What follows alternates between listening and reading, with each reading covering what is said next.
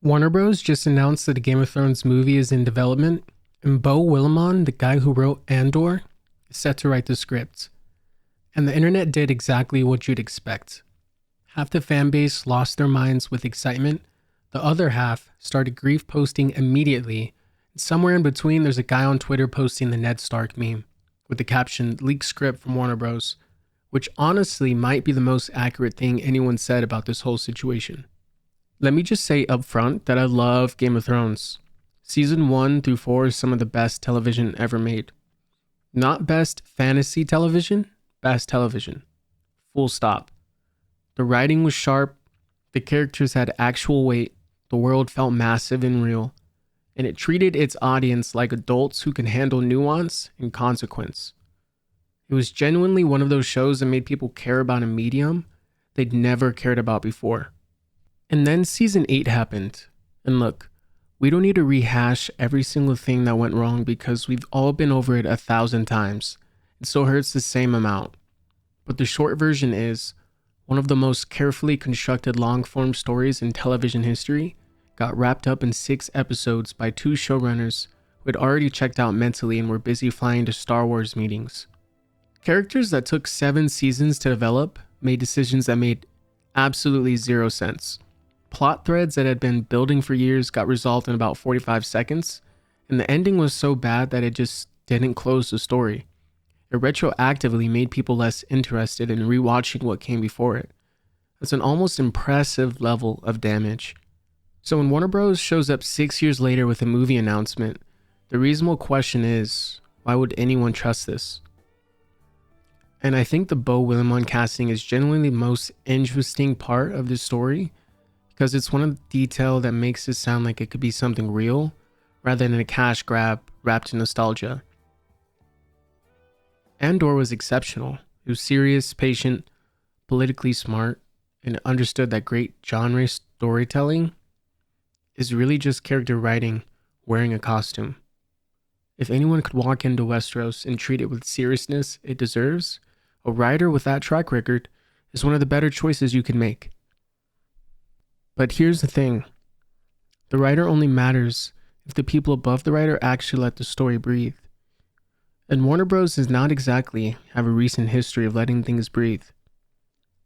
These are the people who cut 2 hours out of a Justice League film and then had to release a 4-hour director's cut years later to prove the movie had always been better than what they released. The institutional pressure to make something accessible, marketable, short enough, broad enough, safe enough is exact pressure that killed the original show's ending. And that pressure didn't come from the writers, it came from the top.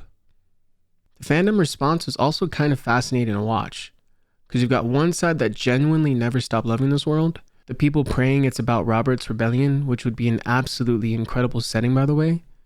You've got the Trident, you've got young Ned Stark, you've got Rhaegar, you've got the whole tragic love story that sets everything else in motion. There's a reason that particular chapter of Westerosi history has been fan favorite territory for decades. It would not require much effort to make that compelling. And then you've got the other side, which is the people who watched season 8 made a decision to emotionally protect themselves from ever caring again. The hype is completely dead. Nobody cares about this franchise after season 8 crowd. And honestly, that's not even wrong as a read on the general vibe. House of the Dragon exists, and it's genuinely good, and it still couldn't fully get people back to where they were in 2016 when Game of Thrones was the biggest show on the planet. The damage from a bad ending is real, and it lasts longer than people give it credit for. But here's the thing about stories. When a story ends badly, it doesn't just affect how you feel about the ending. It changes how you feel about the whole thing. You start asking whether all those early seasons were actually as good as you remember, or whether you just got played. You start second-guessing emotional investment, and when the next project from the same universe shows up asking for your attention, there's a wall there that wasn't there before. Warner Bros. Built that wall. They don't get to be surprised that it exists. What would actually fix this is simple in theory and nearly impossible in practice. It would take a film that reminded people why they fell in love with this world in the first place. Not a film that tries to undo season 8 or acknowledge it or apologize for it. Just a story set somewhere in this universe with characters that feel like people, consequences that feel real, and a script that was written by someone who was allowed to finish their sentences without an executive asking if they could add a bigger battle scene. That might be what this is. Willimon writing it is a real reason for cautious optimism.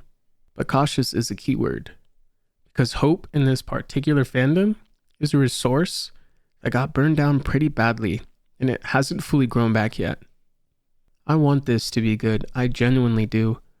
I want to sit in a theater and feel the same thing I felt watching The Red Wedding for the first time. I want to care about these characters again the way I used to. But Warner Bros. Is going to have to earn that back, one scene at a time, and they don't get the benefit of the doubt anymore. Ned Stark trusted the institution and went south anyway. We all know how that turned out.